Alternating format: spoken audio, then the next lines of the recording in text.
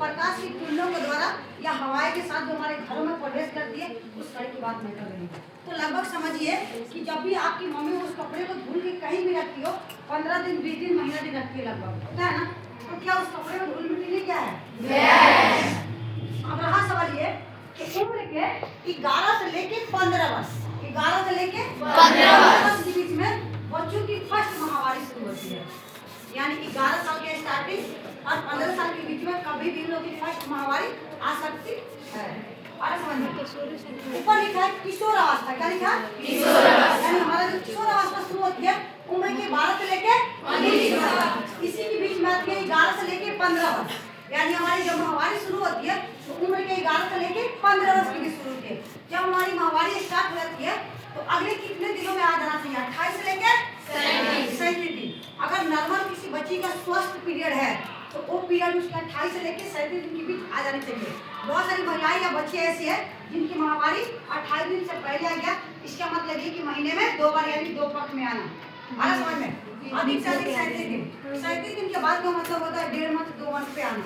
बहुत सारे बच्चों के आप लोग देखते हो कि महीना में 2 बार आ गया, 2 महीने 3 महीना पे 1 बार आया, क्योंकि ये पीरियड की ही लिमिट है। यानी महामारी शुरू होने के बाद हमारे शरीर से कितने दिनों तक ब्लडिंग होती रहती है? हमारे समझ में 2 से लेकर 6 दिन, मतलब 2 से लेकर 6 दिन तक। अब यहाँ सवाल ये कि बहुत सारी बच्चे ऐसी है जिनका पीरियड आज सुबह आया और कल सुबह तक खत्म।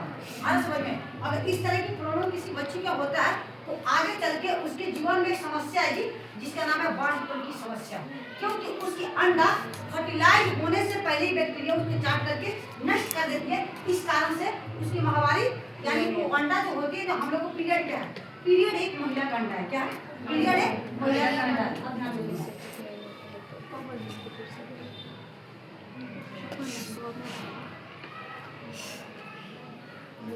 अब देखो हर महिला के पास 2 पार्ट होती है, पहला गर्भाशय और दूसरा अंडाशय। इसको इंग्लिश में बोलते हैं ओवरी और यूट्रस। आम भाषा में कहा जाए तो उसको कहा जाता है बच्चेदानी, यानी माँ के अंदर बच्चों को रहने के लिए घर, जिसको मैं अभी बात की थी गर्भावस्था के बारे में। अब होता क्या है कि हर स्त्री के पास एक होती है प्लेसेंटा। क्या होती है? प्लेसेंटा, जिसको आम भाषा में लोग कहते हैं पुरैन। क्या कहते हैं? पुरैन। यानी जितने बार एक माँ एक बच्चे को जन्म देती है उतने बार उसके अंदर न्यू प्लेसेंटा बनती है। प्लेसेंटा का काम ये होता है जिस नॉर्मल लोग बच्चे जब तक गर्भ धारण महिलाएं बच्चे नहीं कर पाती और स्त्रियां, तब तक वो प्लेसेंटा उसकी बच्चानी को संतुलित करने का काम करता है। यानी उसके शरीर के 70 गुण ब्लड से 1 गुण ब्लड निकाल करके हमारे अंडे को तैयार करने का काम करता है। प्लेसेंटा का काम ये होता है। और जब एक स्त्री गर्भ धारण कर लेती है तो इस प्लेसेंटा का काम ये होता है कि हमारे बॉडी से कैल्शियम को खींच करके बच्चे तक डोनेट करना। आप लोग अक्सर देखते हो जब भी बच्चा पैदा होता है उसकी नाभि से एक लड़ माँ के पेट तक जुड़ी हुई होती है और वही प्लेसेंटा में जाके जुड़ी हुई रहती है। और समझ में अब होता क्या है कि जिस दिन आपकी पीरियड आएगी ठीक उससे 24 घंटा पहले आपका अंडा खराब हो जाती है। यानी हर महीने के अंदर जो अंडा होती है उसको एक अंडे के नाम से हम लोग जाने जाते हैं। किस नाम से? एक अंडे के नाम से। अब होता क्या है कि जिस दिन आपकी महामारी शुरू होती है उसके 24 घंटा पहले अंडा फर्टिलाइज हो जाती है। आप समझा रहे हैं? होता क्या है कि इसकी एक लिमिट होती है, इसकी एक लिमिट होती है। यानी हमारे शरीर के 7 गुण ब्लड से अंडा बनती है।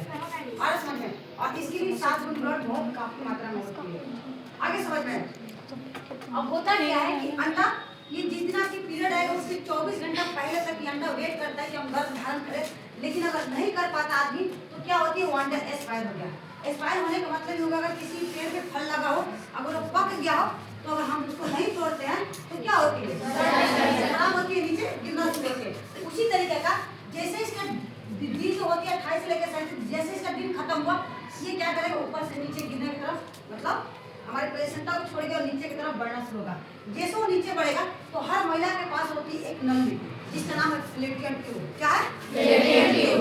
जिससे वो अंडा उस फैलोपियन ट्यूब में टकराती है तो फूट करके नष्ट यानी फर्टिलाइज हो गया, क्योंकि वो एक रेपर में होता है, थैले में। और समझ में आ और फूट करके जैसे नष्ट होती है वही हमारे शरीर से पीरियड के रूप में बहाव होना शुरू हो जाती है।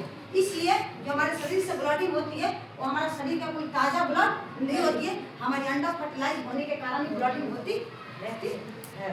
और समझ में अब देखो यानी 2 से लेकर 6 दिनों तक, तो 2 के बारे में हमने तो बता दिया। अगला 6 दिन यानी बहुत सारी बच्ची ऐसी है जिनकी माहवारी 7 दिन 8 दिन 10 दिन 12 दिन तक उसकी पीरियड रहती है। आगे समझ में उसको बोला जाता है ओवरी कैंसर की समस्या। क्या बोली थी?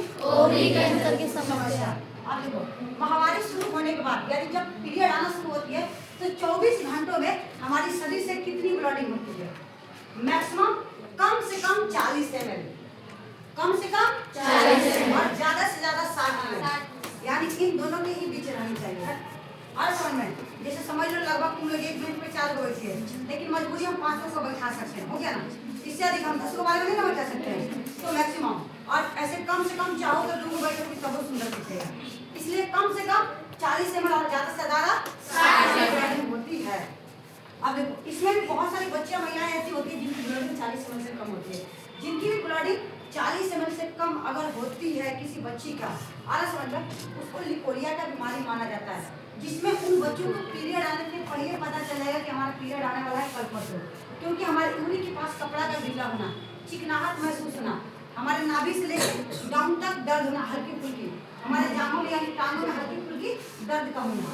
आला समझ में ये जो सारी समस्या होती है ये लिकोरिया में होती है। किसमें होती है? लिकोरिया में। आला समझ में। अब दूसरा, जिस भी बच्ची का पीरियड के दिनों में 40 ml से कम ब्लीडिंग होता है वो बच्ची पीरियड के दिनों में कांपते रहेगी। आला समझ में।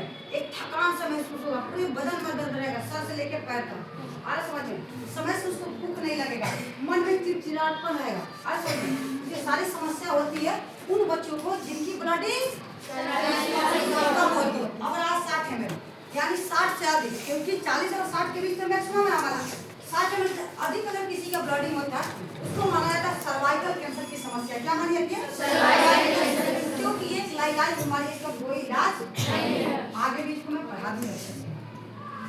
अब इसमें होता क्या कि जिनकी ब्लीडिंग 60 ml से अधिक होती है, जिनकी ब्लीडिंग 60 ml से अधिक होती है, उन बच्चों को पीरियड आने के बाद पेटों में जोरों से दर्द होना, उल्टी आना, चक्कर खा के बेहोश हो जाना, बाल का अधिक झड़ना, आंख के नीचे काला दाग बनना, उनके फेस पे पिंपल का निकलना, पूरे बदन में दर्द रहना, लेटरिन फ्रेश ना होना।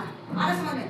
जब उन बच्चों को पीरियड आएगा तो ऐसे लगेगा जैसे पीरियड के दिनों में मांस का टुकड़ा उसके शरीर से गिर रहा हो, पर वो मांस की टुकड़ी नहीं होती है, वो आपके शरीर का रक्त ही होता है जो पूरी तरीके से थका हो जाती है इन्फेक्शन के कारण।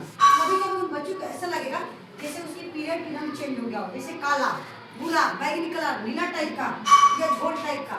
या जब भी वो बच्ची पेशाब करके खड़ा होगी तो उसमें से तार बनना शुरू हो जाएगा। कब? जब उसकी पीरियड रहेगी तब। आगे समझ में। ये उन बच्चों को प्रॉब्लम होती है जिनकी ब्लीडिंग 60 ml से ज्यादा अधिक होती है। अब नीचे यानी हम लोग के शरीर से कितने घंटों तक ब्लीडिंग होती रहती है, यानी हम लोग नॉर्मली कितने घंटों तक कपड़े या पैड का इस्तेमाल करते हैं? 60 घंटे से लेकर के 200 घंटों तक। क्योंकि अक्सर आप लोग देखना कि 5 दिन 6 दिन अगर हो गया आपकी पीरियड के, फिर भी 7 दिन 8 दिन तक आप लोग डर के हमारे पैड को लेके नहीं रखते हो। होता है ना, ऐसा होता है। आ रहा समझ में। इसलिए हम लोग कपड़े या पैड का इस्तेमाल 60 से लेके 200 घंटों तक करते हैं। ये जो माहवारी है अधिकतम कितनी उम्र तक होती रहती है? अब ये कि आप लोगों को पीरियड की टोटल डिटेल। अब जिन भी बच्चों को अगर पीरियड में कोई प्रॉब्लम होगा तो उन लोगों का ये लिमिट बदलना शुरू हो जाएगा, यानी इसमें से चेंज होना। और समझ में, यानी पीरियड होना चाहिए आपका 28 से 37 दिन के बीच, 2 से 6 दिन तक रहना चाहिए, 40 से लेकर 60 तक, 60 से लेकर 200 ये नॉर्मल है। आगे समझ में कोई दिक्कत? अब यही